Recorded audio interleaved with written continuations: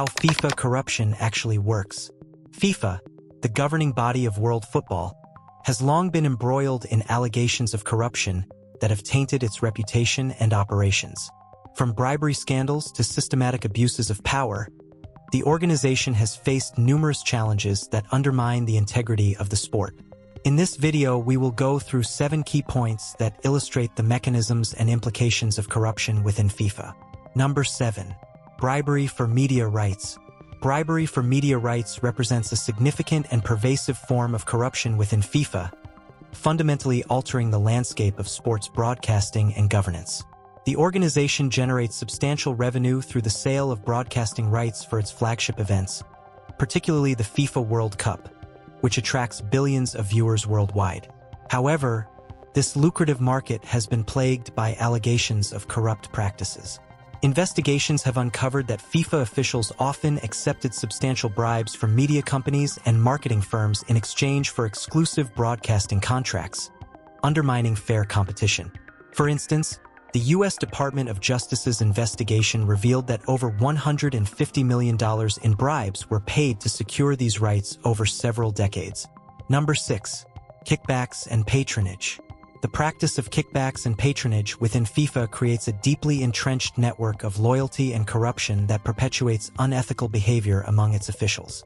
FIFA allocates significant funds through various development programs designed to promote football globally, particularly in underdeveloped regions. However, these funds are often misused by officials who divert them for personal gain or use them strategically to secure political support from local football associations. For example, regional leaders may receive funding in exchange for their votes during FIFA elections or support for specific initiatives that benefit corrupt officials. Number 5. Lack of oversight. FIFA's operational framework is characterized by a significant lack of oversight, which has become a critical enabler of its pervasive corruption.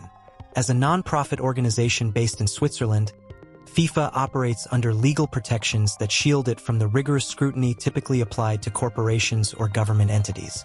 Despite generating billions in revenue annually from sponsorships, ticket sales, and broadcasting rights, FIFA faces minimal regulatory oversight regarding its financial operations. Internal governance mechanisms have historically been weak. Audits are often conducted by individuals with close ties to leadership, raising serious questions about their objectivity and effectiveness. Moreover, whistleblowers within FIFA have reported facing retaliation or being silenced when attempting to expose wrongdoing, further discouraging accountability and transparency. This lack of oversight creates an environment where corrupt practices can thrive unchecked.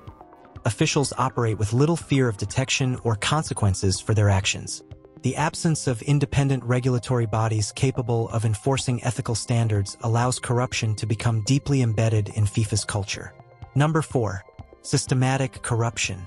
In FIFA, systematic corruption is defined by concerted attempts by officials at several levels to sway results for individual or group benefit, resulting in a deeply ingrained culture that is resistant to change.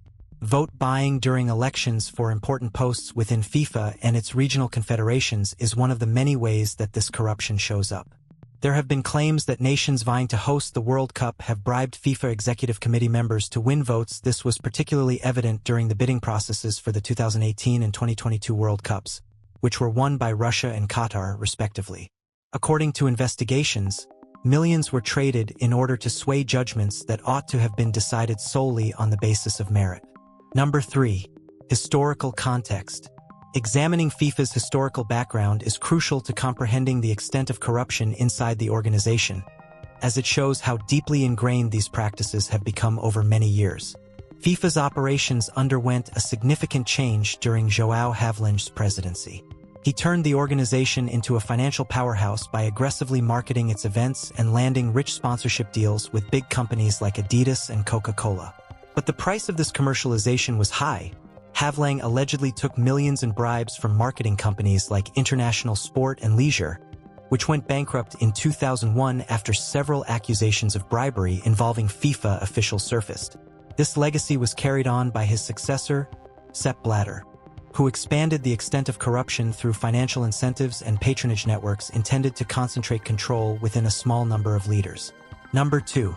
International investigations. Numerous high-ranking officials from different countries have been implicated in a startling amount of misbehavior that has been exposed by international investigations into FIFA's corrupt activities. These investigations, which were started by the U.S. Department of Justice in 2015, uncovered a complex network of bribery schemes that involved dozens of high-ranking officials who had taken millions of dollars in bribes in exchange for the right to organize tournaments and broadcasting rights. The stakes were considerably raised for those engaged in corrupt operations within FIFA because many of the corrupt acts were planned on American soil or involved American financial institutions, giving U.S. authorities jurisdiction over these investigations. Number 1. Cultural acceptance of corruption.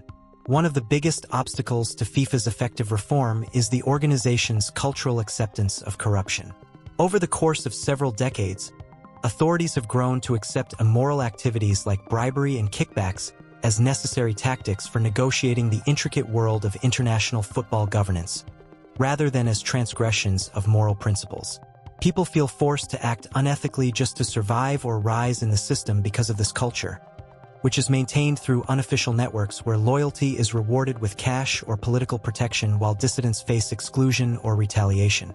The effectiveness of suggested reforms is frequently undercut by resistance from established interests that profit from continuing corrupt practices, even in cases where scandals are made public and calls for reform are raised. This thorough examination offers a thorough look at the various ways corruption functions within FIFA on a financial, structural, historical, and cultural level.